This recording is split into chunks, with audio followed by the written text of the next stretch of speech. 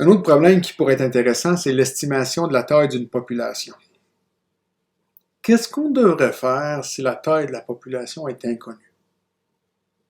Si la population est assez large, on peut toujours utiliser l'approximation qui dit que la taille de la population est infinie dans des formules de variance d'échantillonnage, qui correspond à dire qu'on se débarrasse du terme de correction en population finie.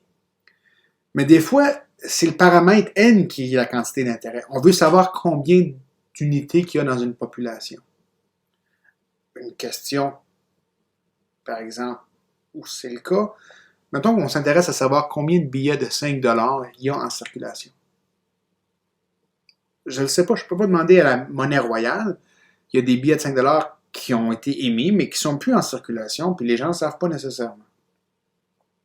On peut faire un estimé à l'aide de la méthode de remise en circulation. En anglais, catch and release. Vous choisissez N1 billets au hasard, sans remise dans la population des billets de 5 $. Vous les marquez. Une petite étoile ou un petit morceau en bleu qui soit facilement reconnaissable. Plus tard, vous laissez une semaine, 2 semaines, assez de temps pour que les billets aient la chance de se mélanger dans la population comme il faut. Vous allez capturer maintenant N2 billets, encore une fois sans remise dans la population. Et là, vous allez compter le nombre de billets qui sont marqués dans votre deuxième échantillon. On l'appelle X. X, il doit varier entre 0 et N2. Si vous avez attendu assez longtemps pour que les billets marqués puissent bien se mélanger et se propager, vous vous attendriez à ce que la proportion de billets que vous avez ramassés lors de votre premier échantillon dans la population totale des billets devrait être à peu près la même que la proportion de billets marqués dans le deuxième échantillon divisé par la taille du deuxième échantillon. Ce qui veut dire qu'on pourrait faire une estimation du total de billets N chapeaux en multipliant la somme, la taille des échantillons N1 puis N2, puis en divisant par le nombre de billets marqués qu'on a recapturés lors de la deuxième phase, du deuxième tour. Ici, X va suivre une loi hypergéométrique. Vous l'avez peut-être étudié dans vos cours de probabilité et de statistique. C'est une distribution qui a 3 paramètres, N1, N majuscule moins N1, puis N2. Puis la probabilité que vous capturiez X billets marqués au deuxième tour, ça serait X parmi N1, N2 moins X parmi N moins N1 divisé par N2 parmi N. Alors vous avez choisi N2 billets parmi les N billets qui étaient en circulation au deuxième tour. Il y en avait X qui étaient marqués. Il y avait X parmi N1 des billets que vous aviez marqués. Puis les billets non marqués, ils provenaient des N2-X billets qui n'avaient pas été marqués dans la population de N-N1 billets qui n'avaient pas été marqués. Vous vous en souvenez peut-être pas. L'espérance de cette variable hypergéométrique-là, c'est N2 fois P, la proportion N1 divisé par N, puis la variance de la variable hypergéométrique, c'est N2 fois P fois 1 moins P fois un terme ici là, qui n'est pas sans rappeler le terme de correction en population finie. Si le taux d'échantillonnage N2 divisé par N est très faible, on peut ignorer le terme de correction, puis juste avoir la variance qui est comme à toute fin pratique N2 fois P fois 1 moins P. Maintenant, on aimerait avoir une expression pour l'espérance de N chapeau, puis la variance de N chapeau, pour avoir un intervalle de confiance pour le nombre de billets, le nombre d'unités dans ma population. On se sert d'une série de Taylor d'ordre 2, près de la moyenne mu x, qui est vraiment N2 fois P. Fait que la série de Taylor de f de x, ça serait f de mu de x. Mu de x, c'est une constante ici, plus f' évalué en mu de x, fois x moins mu x, plus f' évalué en mu de x, divisé par 2, fois x moins mu x au carré. Ça, c'est la série de Taylor d'ordre 2 autour de x qui est égal à mu de x. Supposons que le chiffre, la valeur qui nous intéresse, là, n chapeau, c'est vraiment f de x. Puis f de x, qu'est-ce que c'est? On l'a donné ici. C'est le produit n1, n2 divisé par x. Voici ma fonction de x. Je fais l'approximation Taylor d'ordre 2. Fait que f de mu de x, ce serait n1, n2 divisé par mu de x, plus f' de mu de x. Ben, f' ici, ce serait moins n1, n2 divisé par x au carré. Je remplace x par mu x. Fait que ça me ferait moins n1, n2 sur mu carré de x fois x moins mu x, plus la deuxième dérivée divisée par 2. Maintenant, vous allez obtenir ce truc-là quand vous l'évaluez en mu de x. X moins mu x au carré. Et puis, bien, on simplifie les termes. N2 sur mu x, c'est la proportion P. Ici. Hein? Si on renvoie les termes aux bons endroits, encore une fois, je me retrouverai ici avec n2 sur mu au carré de x, c'est la même chose que n2 fois p au carré. Je remplace u de x par n2 fois p, puis finalement n1 fois n2 sur mu à la 3 de x, ben ça finit par être n1 sur n2 au carré p3, p à la 3, x moins n2p à la 3. J'ai remplacé mu x ici. Prenez le temps de le faire au long là, si vous n'êtes pas certain. Qu'est-ce que ça nous dit? Ça nous dit que l'espérance de n chapeau, l'espérance de notre estimateur, ben là, on a l'espérance de l'approximation de Taylor. C'est une espérance d'une somme, fait que ça devient la somme des espérances.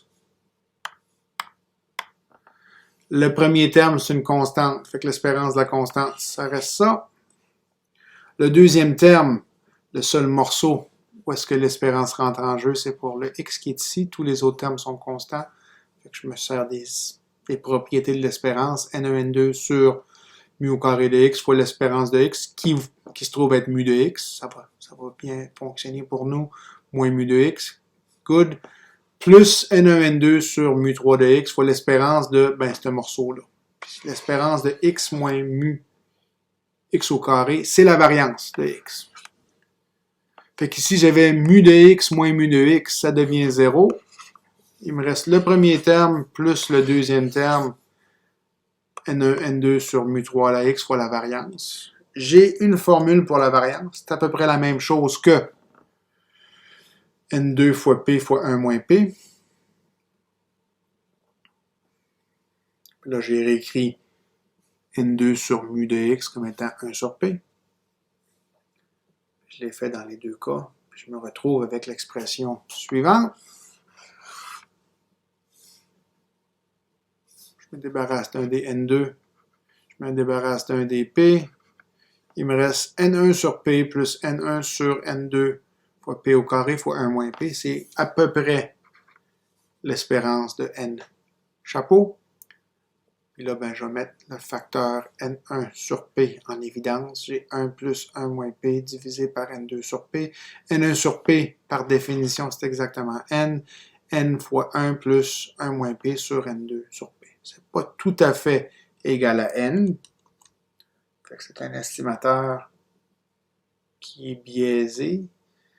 Mais j'ai le terme 1 moins p sur n2 fois p qui est plus grand que 0.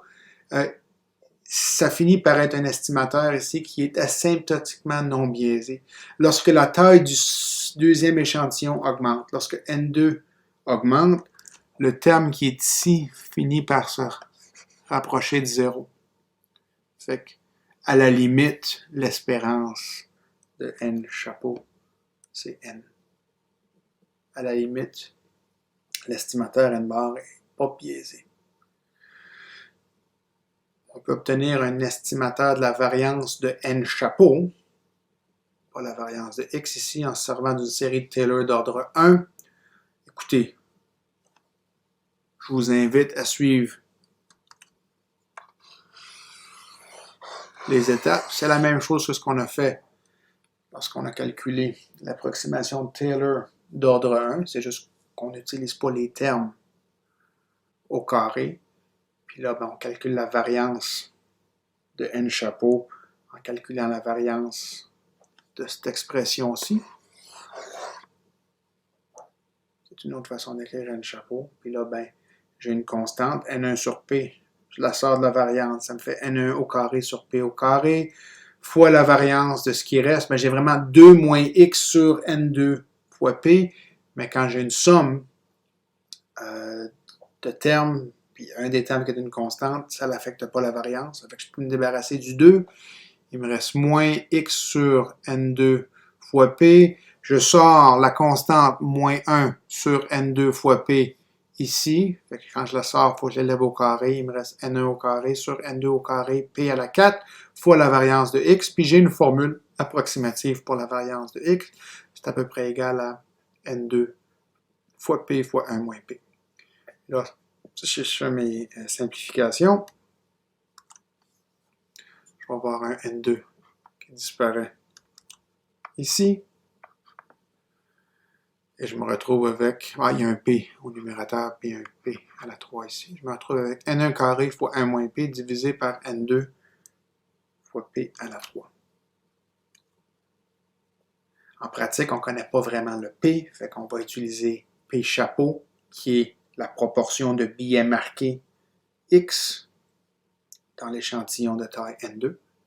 Et là, j'ai une variance approximative, p chapeau, n1 au carré fois 1 moins p chapeau divisé par n2, p chapeau à la 3.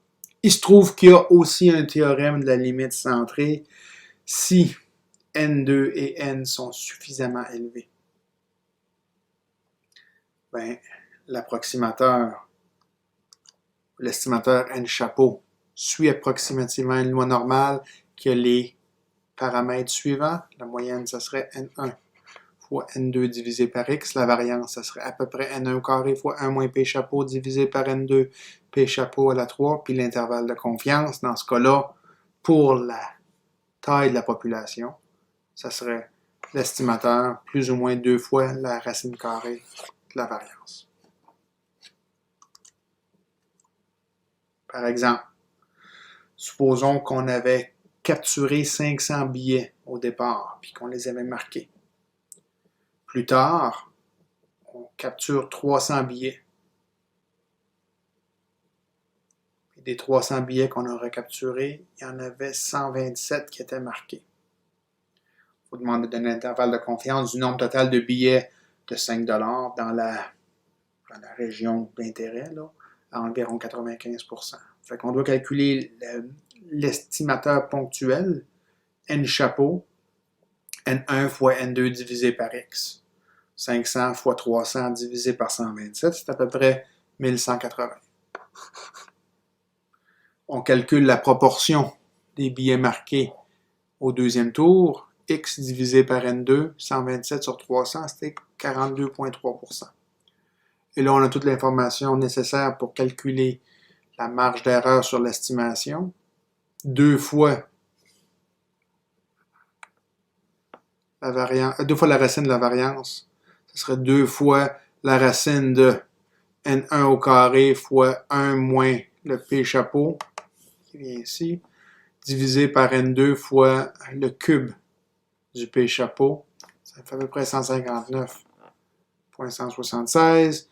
Et là, ça nous dirait donc qu'il y aurait 1181,102 plus ou moins 159,176 billets en circulation, quelque chose entre 1021 et 1340.